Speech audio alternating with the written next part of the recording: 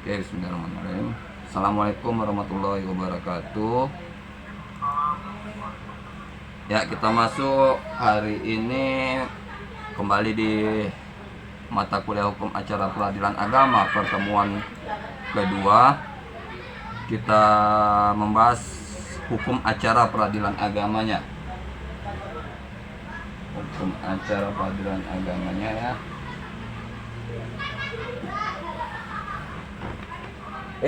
Bang ini ngajar.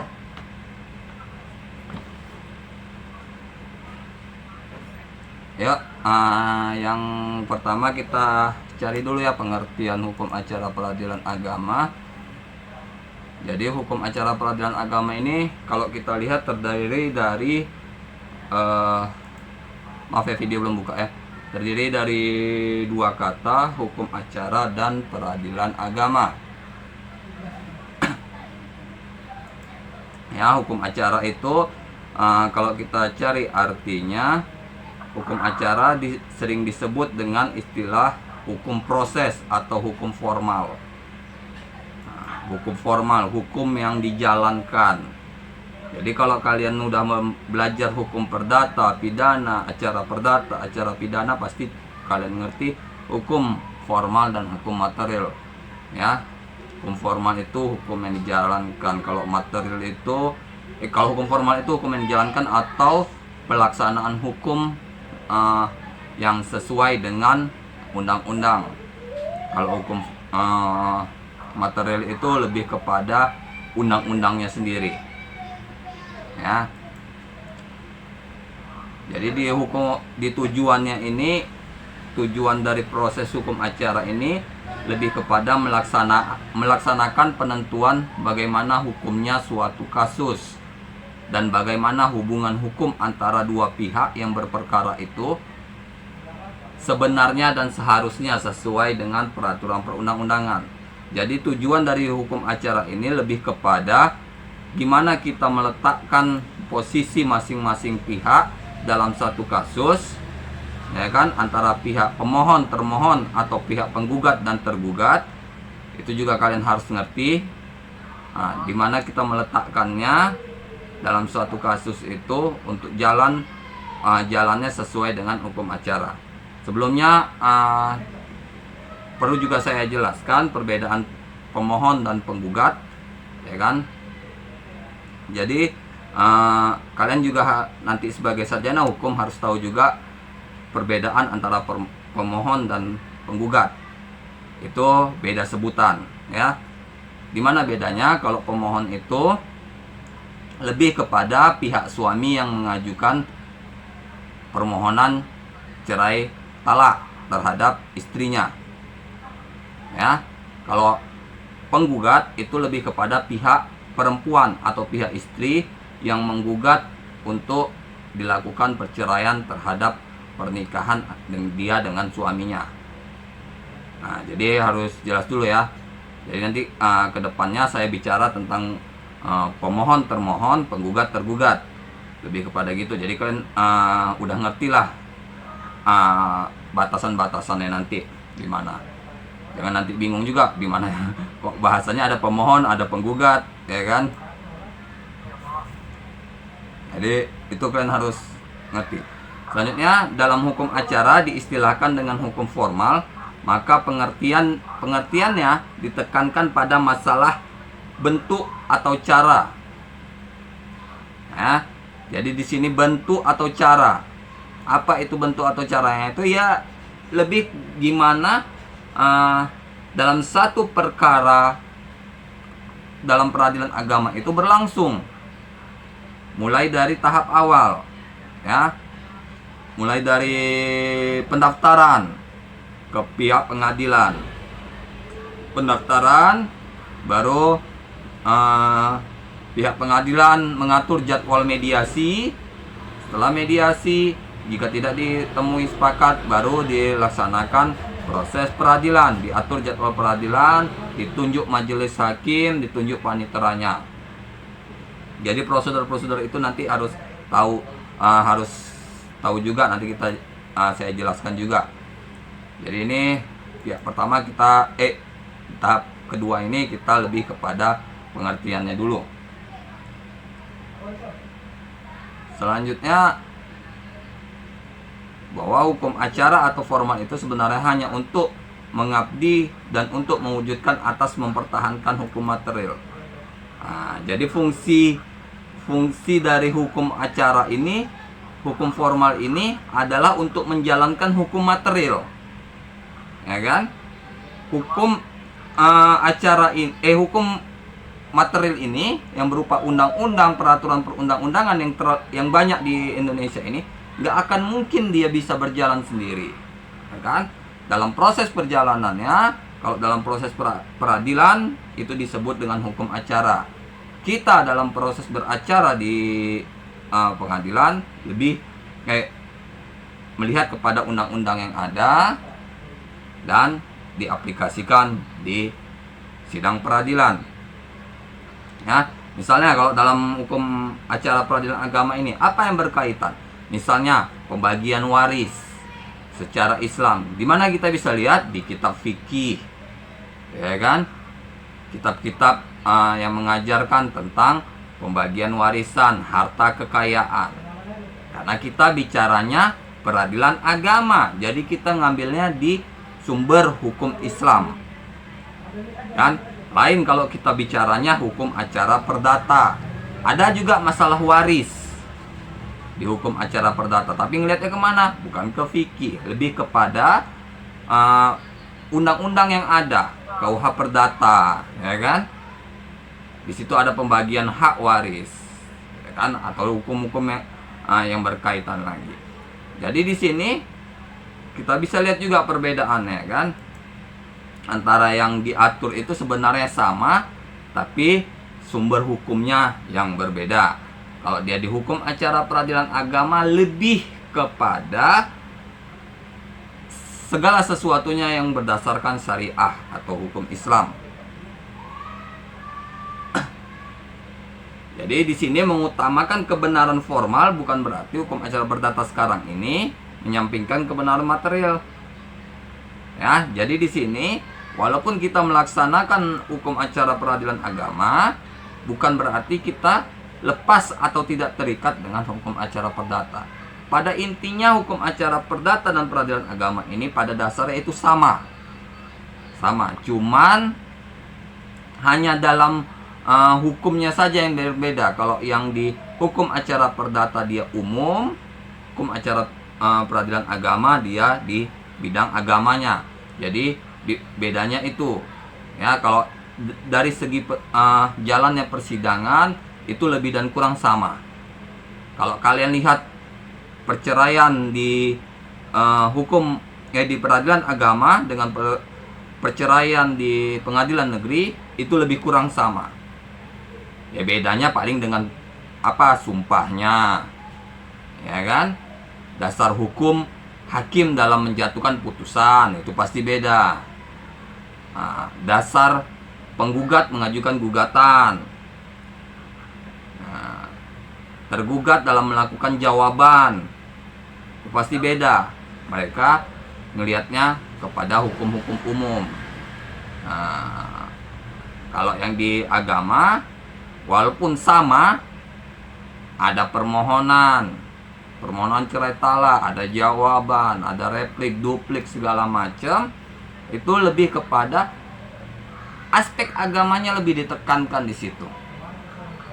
Ya, aspek agamanya lebih menonjol. Nah, yang diambil pun pasal-pasalnya lebih kepada kitab-kitab fikih, ayat Al-Quran, hadis maupun sunnah Nabi.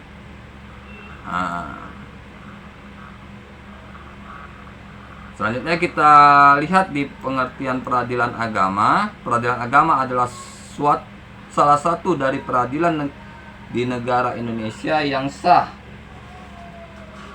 Ya, ada diatur di dalam peraturan perundang-undangan kita bahwa lembaga peradilan agama ini juga diakui secara sah. Ada pengadilan agamanya, ada pengadilan tingginya, ada, ya kan? Mahkamah Agungnya tetap naik ke Mahkamah Agung. Kalau tingkat kasasi tetap naik ke Mahkamah Agung. Tetap ada PK-nya. Prosesnya semua sama. Nah, cuman dasar hukumnya yang beda. Nah, dia lebih kepada ayat-ayat agama, sunnah-sunnah Nabi. Selanjutnya kita lanjut. Segala peraturan baik yang bersumber dari peraturan perundang-undangan negara maupun dari syariat Islam yang mengatur bagaimana cara bertindak ke muka pengadilan agama tersebut dalam menyelesaikan perkaranya untuk mewajibkan hukum material Islam yang menjadi kekuasaan peradilan agama. Kan? Sinilah yang tadi seperti saya jelaskan bahwa di sini penekanannya lebih kepada hukum syariah. Ya, kalau kalian masuk ke pengadilan agama, di situ aspek pandangannya tetap kepada hukum Islam semua. Ya, kalau kalian nanti masuk ke pengadilan agama, kalian mendasarkan kepada pasal-pasal umum, hakim akan meminta kalian merevisi dari permohonan yang kalian ajukan ke pengadilan, karena harus sesuai, ya kan? Gimana? Oke. Saya lanjut. Jadi peradilan agama yaitu peradilan Islam limitatif yang telah mutandiskan dengan keadaan di Indonesia. Jadi hukum peradilan agama ini sudah melihat kepada aspek-aspek masyarakat di Indonesia, ya kan? Aspek-aspek dalam setiap wilayah Indonesia, bukan dia berdiri sendiri tanpa melihat wilayah sekitar, ya kan? Karena hukum agama mungkin yang diterapkan di kota Medan misalnya pasti berbeda dengan yang diterapkan di Aceh, ya kan? Aceh ada menerapkan hukum cambuk misalnya, ada, tapi kan di kota Medan atau kota-kota lain nggak ada. Terus seperti itu. Tetap berdasarkan pemberlakuan di wilayah kotanya. Tidak bisa dipaksakan. Nggak bisa juga dipaksakan hukum cambuk kita berlakukan di Medan, atau hukum cambuk kita berlakukan di Jakarta. Nggak bisa kita lakukan seperti itu, kan? Jadi istilah peradilan Islam tanpa dikaitkan dengan kata-kata Indonesia, maka yang dimaksud adalah peradilan yang mengadili jenis-jenis perkara perdata menurut Islam secara universal, kan? Jadi peradilan Islam yang kalau tanpa ada kaitannya dengan Indonesia, yaitu peradilan Islam secara universal, secara keseluruhan, ya kan? Yang berlaku di seluruh wilayah dunia. Ya. Jadi kalau kalian melakukan sesuatu di Timur Tengah misalnya, di negara Timur Tengah melakukan mengajukan gugatan di wilayah Timur Tengah, tetap kepada diadili berdasarkan hukum agama secara umum. Nggak ada, misalnya kalian beracaranya di Mesir, nggak ada hukum Mesir diterapkan, lebih kepada hukum secara umum. Nah, kita bisa ngambil, ya bisa.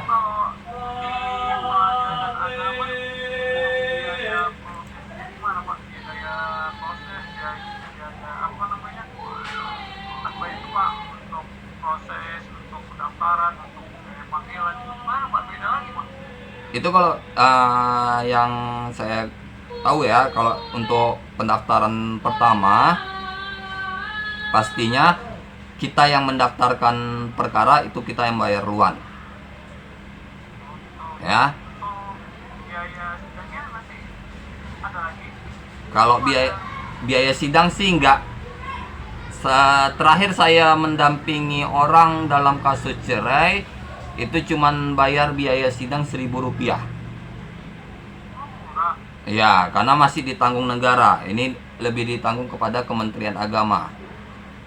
Nah, jadi kalaupun nanti misalnya, ini kalau perceraian ya, tapi kalau kalian gugatan harta gono gini, perwalian anak, itu beda. Itu kan lebih kepada kebutuhan pribadi kalian. Biasanya itu kalau nggak salah saya 500.000. Ya, tapi tergantung nanti. Kalau wilayah kalau peradilan agama Medan biasanya segitu. Kalau ada perubahan mungkin adalah kenaikan atau penyesuaian yang dilakukan mereka. Itu nanti siapa yang bayar duluan? Kita yang mendaftarkan perkara. Misalnya saya yang mendaftarkan perkara, saya daftarkan duluan. Ya, nanti proses persidangan terus sampai dia putusan, saya menang. Nah, uang saya dikembalikan. Yang kalah diminta membayar. Nah. Ya. Tapi kalau kita kalah, ya tetap uang kita nggak dikembalikan. Nah, gitu dia. Tapi kok intinya di sini ya tetap kalau kita yang ngajukan, ya kita luan yang harus menanggungnya. Nah, kita lanjutkan ya. Peradilan agama sebagai perwujudan peradilan Islam di Indonesia dapat kita lihat dalam berbagai sudut pandang. Yang pertama, secara filosofis, peradilan dibentuk dan dikembangkan untuk menegakkan hukum dan keadilan. Hukum yang ditegakkan adalah hukum Allah yang disistematisasi oleh manusia. Seperti yang saya bilang tadi, jadi hukumnya ini lebih kepada Al-Quran dan Sunnah, hadis-hadis Nabi, pendapat ulama, ya kan? Dari MUI, keputusan MUI, keputusan Kementerian Agama, itu yang dipakai di sini. Yang umum dikesampingkan. Nah, karena kalau yang umum lebih digunakan nanti di peradilan umum, di pengadilan negeri. Nah, secara yuridis, hukum Islam di bidang perkawinan, kewarisan, wasiat, hibah, wakaf, sodakoh berlaku di peradilan agama. Kan?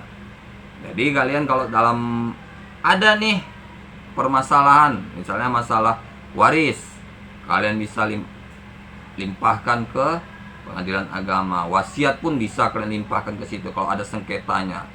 Masalah hibah, kalau ada sengketa, bawa bukti-bukti, selesaikan di pengadilan agama. Wakaf, sodakoh juga harus kalian selesaikan di sana. Ya, kalau dia berdasarkan syariah Islam yang kalian jalankan, harus dibalikkan ke pengadilan agama. Kan? Kecuali non-muslim, ya, non-muslim, misalnya orang Kristen, Hindu, Buddha, mereka dapat mengajukan kewarisan wasiat ini lebih kepada pengadilan negeri. Wasiat, saya nggak tahu ya kalau di hukum gereja atau agama lain ada nggak wasiat hibah ini. Apa penyebutan mereka nggak tahu saya. Wakaf, sedekah ini apa penyebutannya saya kurang tahu. Nanti kalau saya sebutkan salah jadi masalah pula, ya kan. Jadi lebih kepada seperti itu, dia disesuaikan, ya kan.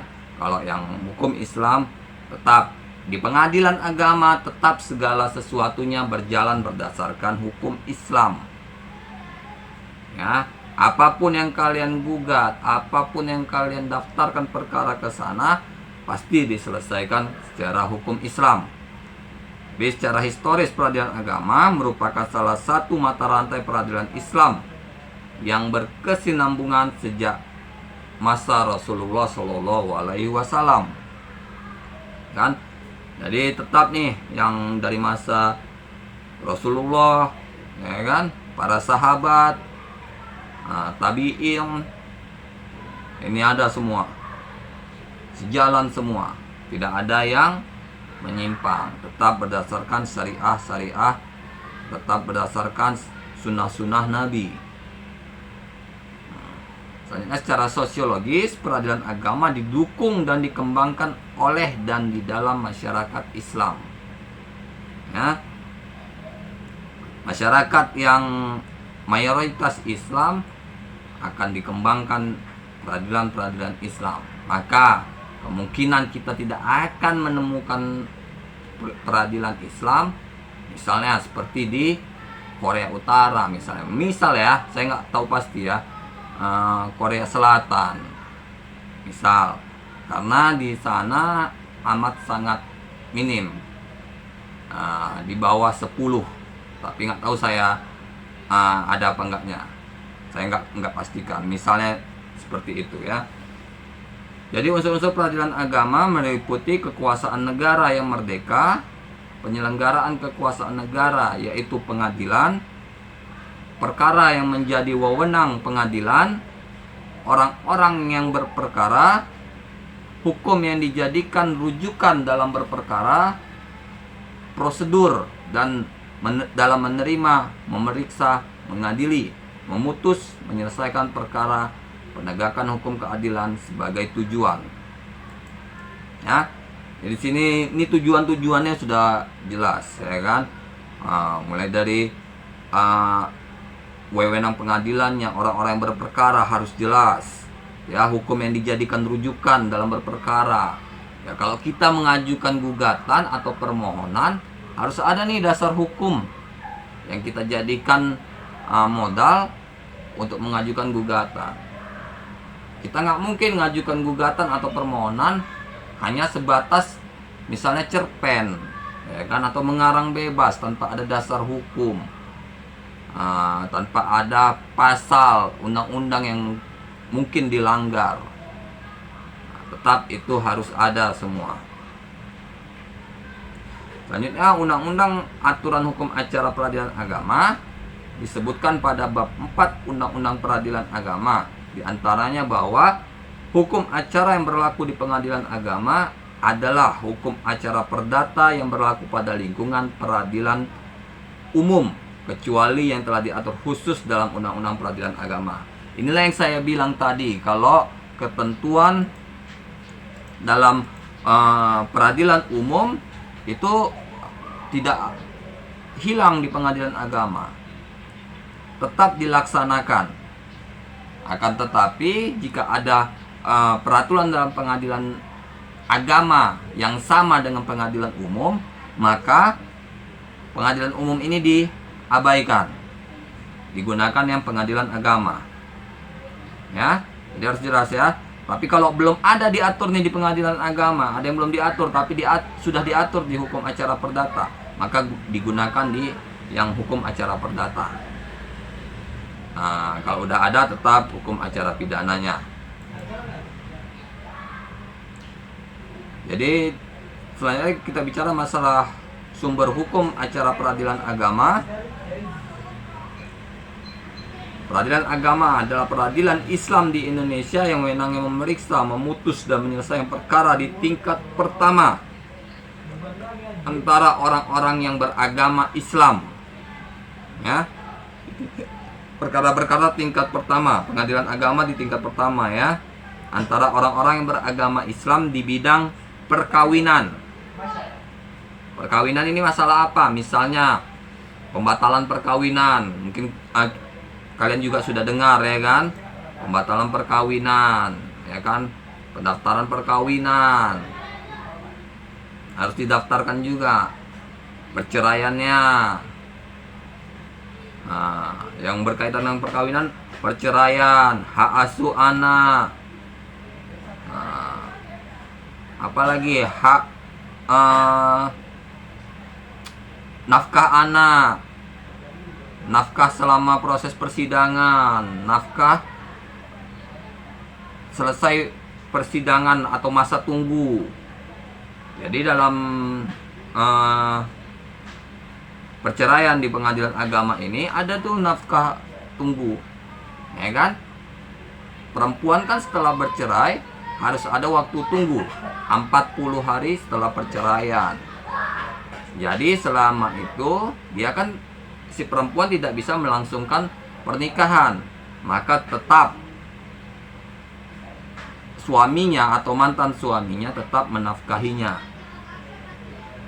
Nah, iya, 40 hari itu tetap, kecuali setelah lepas 40 hari itu kita tidak wajib menafkahi mereka karena sudah lepas masa idahnya.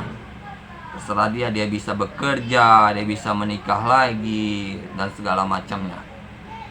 Kan? Tapi kalau masih 40 hari dia masih dalam masa tunggu, dia tidak boleh menikah, tidak boleh. Dia menikah pun tidak akan diizinkan oleh kantor urusan agama.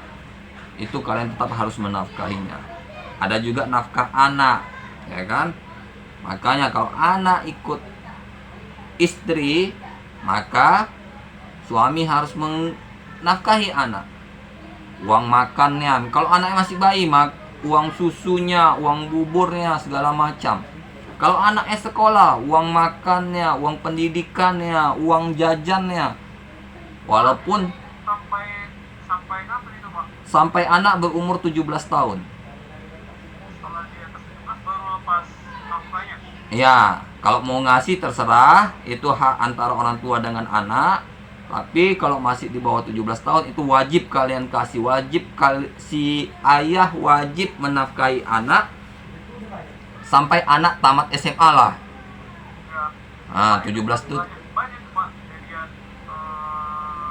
ya ditinggal gitu aja nggak dinafkahi gitu. Itu gimana, Pak? Apa bisa dituntut atau kayak mana? itu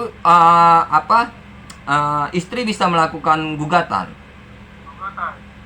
Pelaksanaan putusan namanya, pelaksanaan putusan. Jadi putusan itu dilampirkan bahwa si suami harus membayar nafkah, misalnya 2 juta setiap bulannya untuk keperluan anak setelah perceraian. Maka kalau tidak, maka akan ditangani oleh negara. Itu nanti diawasi oleh negara kalau kita membuat laporannya. Nah, kita daftarkan supaya diawasi. Cuman memang ya biasanya pun hakim dalam menjatuhkan biaya nafkah anak ini lihat juga kondisi suami, ya kan? Misalnya suaminya kerjaannya serabutan, sebulan nggak tentu berapa, nggak mungkin juga ditetapkan oleh hakim 2 juta sebulan. Di mana dia nyari? Bisa dia nyolong, ya kan? Pastinya hakim melihat pekerjaannya, selama pekerjaannya ini pasti atau enggak. Kalau misalnya pasti, rentan kenaikan gajinya berapa? Misalnya 3 bulan sekali, 6 bulan sekali, setahun sekali. Itu harus dikira hakim. Jadi misalnya anak saat bercerai usia 3, itu antara 3 sampai 5, suami memberikan nafkah 1,5 juta. 5 sampai sekian 2 juta. Ada kenaikannya sesuai dengan kebutuhan anak. Nah, karena semakin anak besar, pastinya kebutuhan anak semakin tinggi. Pasti makannya nggak akan hilang, kebutuhan makan pasti tetap ada sampai kapanpun selama anak itu masih hidup. Nah, ditambah lagi kebutuhan dia sekolah, bukan hanya biaya sekolah, termasuk buku, pena, penghapus, segala macam.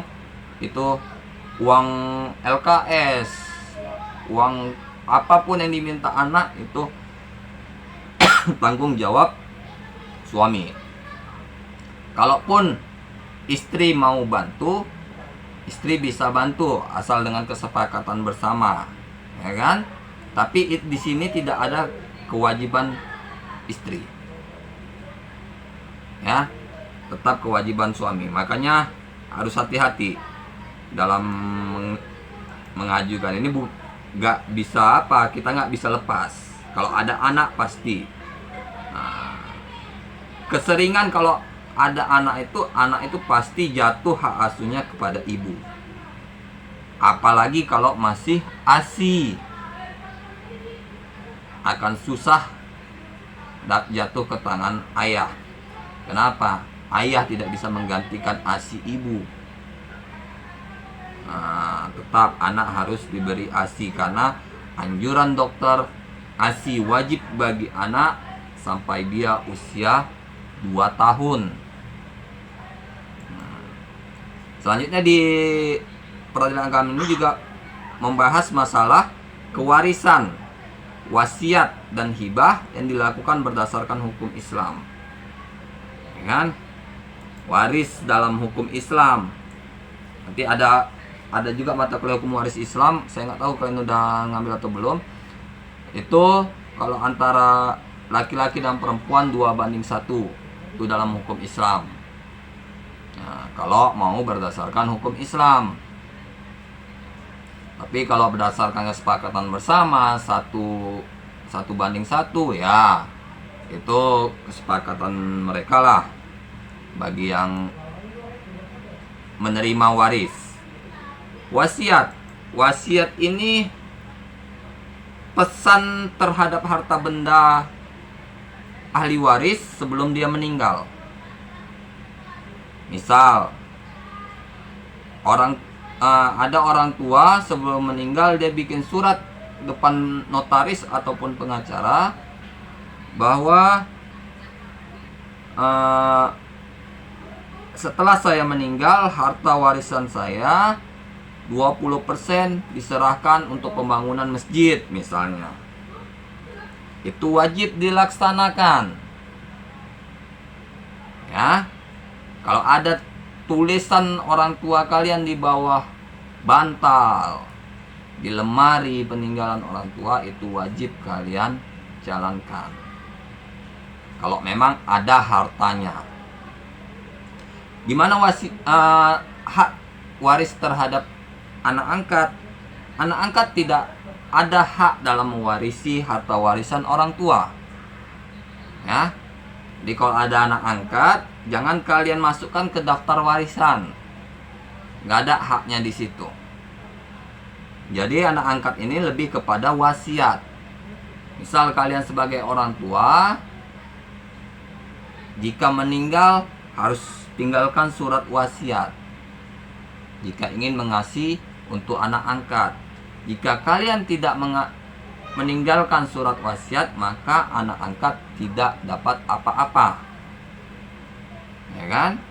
Karena dalam hukum Islam, anak angkat tidak memiliki hak terhadap harta benda orang tua angkatnya. Ya, kecuali memang dibuat suratnya, ada surat peninggalan dari orang tua bahwa si anak memiliki hak atas harta bendanya, sehingga dibagilah kepada anak angkat tersebut, tapi dengan catatan tidak boleh melebihi setengah dari hak ahli waris utama, anak kandung. Ya, jadi paling tinggi anak angkat itu harus mendapat setengah dari hak waris anak kandung. Nah, jangan dibuat sama, karena dalam hukum Islam itu juga tidak dibenarkan, ya kan? Ada juga wakaf dan sedekah. Wakaf misalnya apa? Misalnya kalian punya tanah yang besar, kalian wakafkan untuk tempat pemakaman umum, atau pelebaran jalan, atau pelebaran musola atau masjid. Itu harus kalian daftarkan. Ya. Karena kebanyakan orang tua di zaman dulu, mereka mewakafkannya tidak memakai surat. Alhasil setelah dia meninggal, memang bukan anaknya, tapi cucu atau cicit atau di bawahnya lagi bakal merasa, ini punya atokku. diajukan gugatan. Nah, dari diajukan gugatan, masuk ke pengadilan, diputuskan ya memang itu punya cucunya, punya cucu atau itu, karena nggak ada surat hibahnya. Maka jadinya hibah itu diambil lagi. Memang yang ngambil ini akan berdosa, tapi memang kalau mereka tidak punya catatan seperti itu, yang ada mungkin hanya surat tanahnya, ya pasti mereka akan mengambil. Ada toh surat tanahnya, ya kan? Nah, tapi nggak ada nih surat hibahnya, berarti kan masih hak atuknya. Makanya hati-hati kalau dalam buat hibah, lebih bagus langsung dibalik namakan. Jadi nggak ada masalah di kemudian hari. Jadi untuk melaksanakan tugasnya tersebut, peradilan agama juga mempergunakan acara yang terdapat dalam berbagai peraturan perundang-undangan, bahkan juga acara dalam hukum tidak tertulis.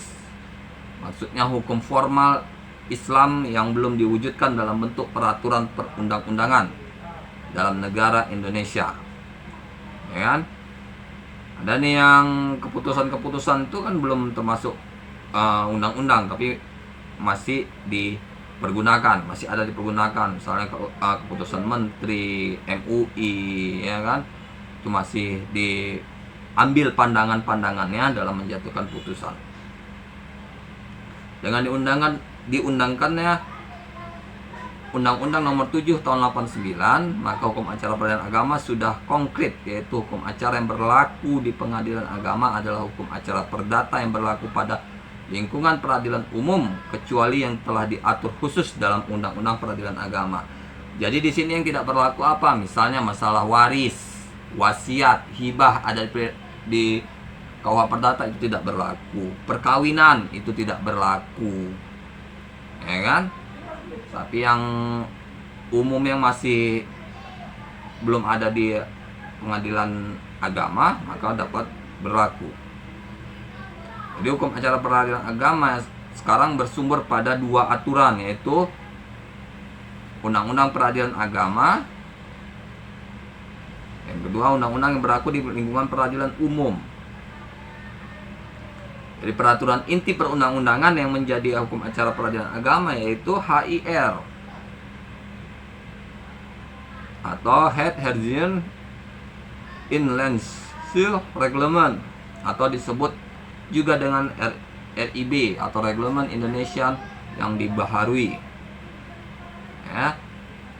Juga yang kedua RGB, Reglement Buitenwestern, atau disebut juga reglemen untuk daerah seberang.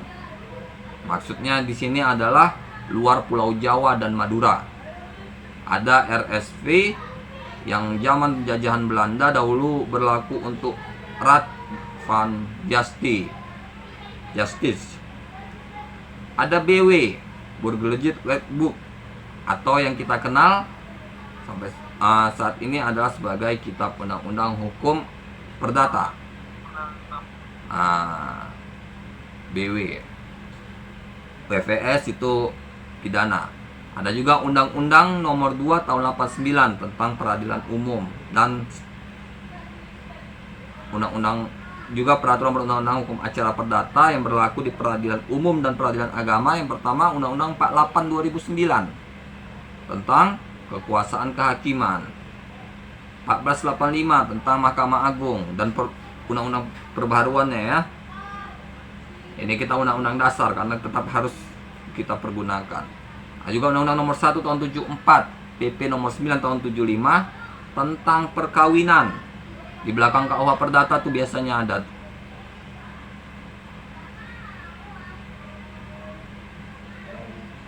Selanjutnya ada sini kesulitan beracara dalam peradilan agama, ya kan?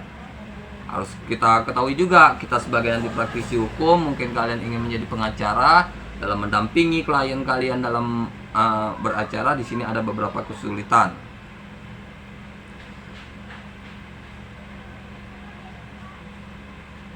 Jadi beracara di pengadilan agama itu lebih sulit daripada di peradilan umum. Jadi beracara di muka peradilan agama harus memahami secara benar dan baik hukum acara yang termuat dalam Undang-Undang Nomor 7 Tahun 89 sebagai ketentuan khusus. Selanjutnya orang harus memahami dan mengerti pula terhadap aturan-aturan hukum acara perdata yang digunakan di muka pengadilan umum sebagai ketentuan umumnya. Jadi kalau orang-orang yang beracara di pengadilan agama ini harus paham dua-dua nih, paham hukum acara perdata yang berlaku di peradilan umum, juga paham hukum acara yang berlaku di pengadilan agama. Nah, jadi kalau kalian belum terlalu paham, jangan beracara dulu di pengadilan agama, nanti kalian malu sendiri, ya. Jadi selain itu orang juga harus memahami bagaimana cara mewujudkan hukum material Islam dalam proses dalam peradilan agama, ya kan? Tujuan dari hukum acara peradilan agama yang menyangkut perkara-perkara perkawinan, waris, wasiat, hibah, wakaf, zakat, infak, sedekah, dan ekonomi syariah. Nah, itu yang dibahas ini, ada sampai poin J. Yaitu selain kewenangan tersebut, pasal 52A Undang-Undang Nomor 3 Tahun 2006 menyebutkan bahwa pengadilan agama memberikan isbat kesaksian ruqyah hilal dalam penentuan awal bulan pada tahun Hijriah. Nah, jadi di sini dalam penentuan isbat juga harus ada ketentuan dari pengadilan agama, pengesahan dari pengadilan agama. Nah, makanya proses isbat ini kalau kita lihat cukup rumit. Dilihat dari beberapa titik baru ditentukan, disahkan oleh pengadilan agama, baru diumumkan oleh Kementerian Agama. Penjelasan lengkap dalam pasal 52 yaitu selama ini pengadilan agama diminta oleh Menteri Agama untuk memberikan penetapan atau isbat terhadap kesaksian orang yang telah melihat atau menyaksikan hilal bulan pada memasuki bulan Ramadan dan awal bulan Syawal atau Hijriah. Dalam rangka Menteri Agama mengeluarkan penetapan secara nasional untuk penetapan 1 Ramadan, 1 Syawal. Kan? Pengadilan agama dapat memberikan keterangan untuk nasihat mengenai perbedaan penentuan arah kiblat dan penentuan waktu sholat. Di samping itu dalam penjelasan Undang-Undang Nomor 3 Tahun 2006 diberikan pula kewenangan kepada pengadilan agama untuk pengangkatan anak menurut ketentuan hukum Islam. Ya, jadi kalau kalian punya rezeki mau ngangkat anak itu bagus, tapi kalian daftarkan ke pengadilan. Dan daftarkan ke pengadilan agama bagi yang beragama Islam, yang beragama non-muslim kalian daftarkan ke pengadilan umum. Tetap kalian daftarkan. Kenapa? Kalau tidak kalian daftarkan, suatu hari ke depan ada masalah, kalian pasti kena. Kan? Jadi ambil amannya aja. Jangan angkat anak orang karena orang tuanya susah mungkin, jadi nggak bisa merawat anaknya, kita ambil tanpa ngurus surat-surat. Salah. Nanti ke depannya orang tuanya udah mampu, udah berada, dia akan mengambil kembali anaknya. Ya. Kecuali kalau kalian buat suratnya, kalian bawa ke pengadilan, ya, kalian daftarkan. Jadi kalau orang tuanya ini udah mampu pun mau balik lagi, tetap nggak bisa. Karena ada batas waktunya. Sampai nanti anak usia 17 tahun dapat memilih mau tetap kepada ibu angkatnya atau kembali kepada ibu kandungnya.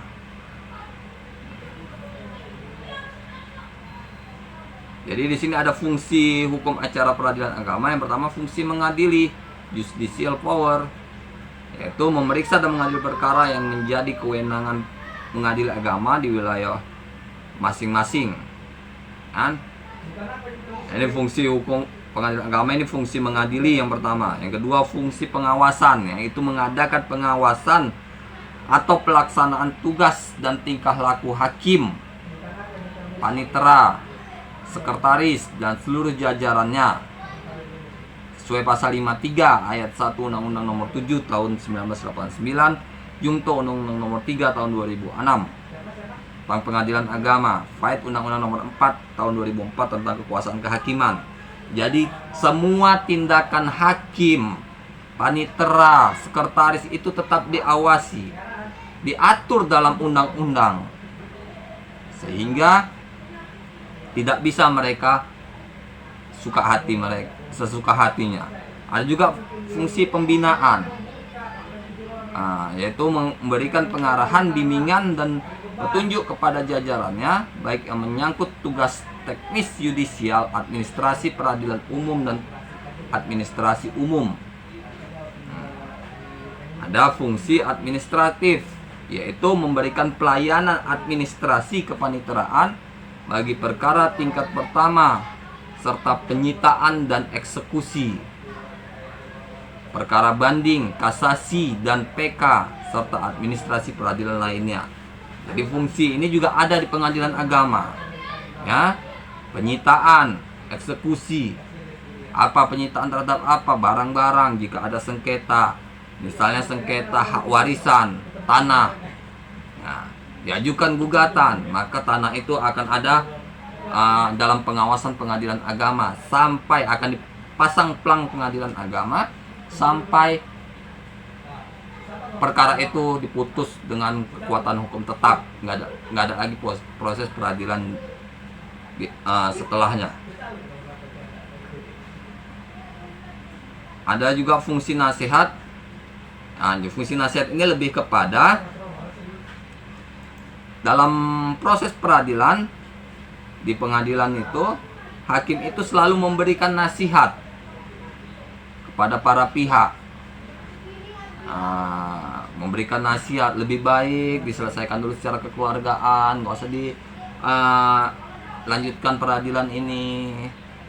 Nggak ada tuh hakim yang nyuruh, ya udah kita laksanakan proses peradilan secara langsung. Nggak ada. Tetap harus hakim menyarankan untuk pertama mediasi.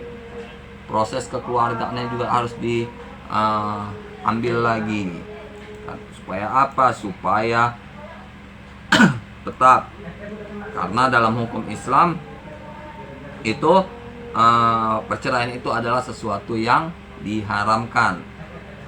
Selanjutnya di fungsi lainnya yaitu pelayanan terhadap penyuluhan hukum, riset, penelitian, serta lain sebagainya, seperti yang diatur dalam keputusan Ketua Mahkamah Agung Republik Indonesia nomor KMA garing 004 garing SK garing 2 Romawi garing 91, ya.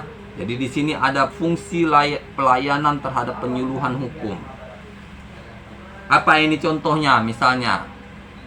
Misalnya kalian sebagai mahasiswa ingin melakukan riset ke pengadilan agama, maka pengadilan agama wajib menerimanya, karena memang ada peraturannya dalam undang-undang, ya kan? Ada nih mahasiswa dalam menulis skripsi ingin melakukan riset di pengadilan agama, juga wajib mereka terima. Melakukan penelitian terhadap kasus. Kalian ambil satu kasus di pengadilan agama, kalian jadikan itu bahan kajian untuk skripsi kalian. Bisa, ya kan? Karena itu semua sudah ada diatur dalam keputusan Mahkamah Agung. Jadi sangat luas kajiannya ini. Kalau terakhir saya ke pengadilan agama, sekarang pun kondisinya sudah sangat nyaman. Pengadilan agama Medan, ya, kelas 1A Medan. Itu sudah sangat nyaman, sudah sangat nyamanlah untuk masyarakat yang berada di sana. Ya, dalam proses sidangnya pun hakimnya sangat-sangat ramah, ya. Nah, selalu mendengarkan yang kita utarakan, kan? Keberatan-keberatan kita juga selalu diterima mereka. Itu kalau dalam beracara itu harus kita pahami cara-caranya, syarat-syaratnya yang ada di pengadilan agama itu, supaya kita dapat beracara dengan baik. Jangan menyalahkan, karena kalau menyalahkan nanti pasti diminta oleh hakim untuk revisi, kan? Oke, saya rasa ini yang bahan hari ini. Coba kalau ada yang mau ditanyakan silahkan sebelum kita akhiri, karena sudah mau dekat juga dengan waktu maghrib ya. Ada yang ingin ditanyakan, Fahmi?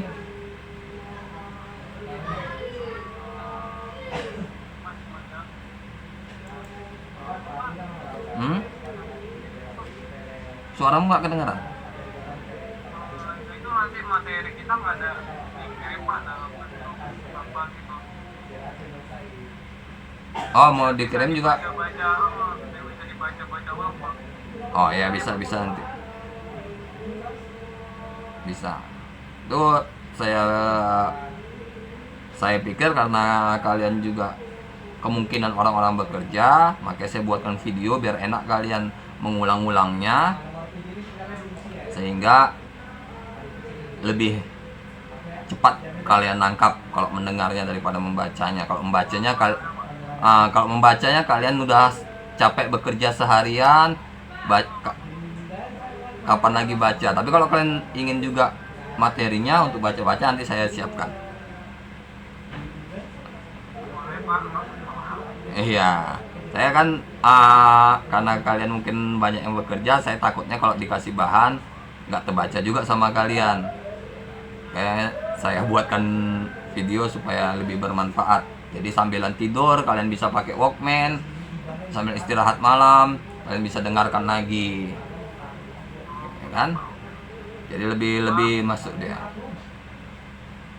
Ada lagi yang ingin ditanyakan Pak Mi? Cukup Pak, itu aja Pak.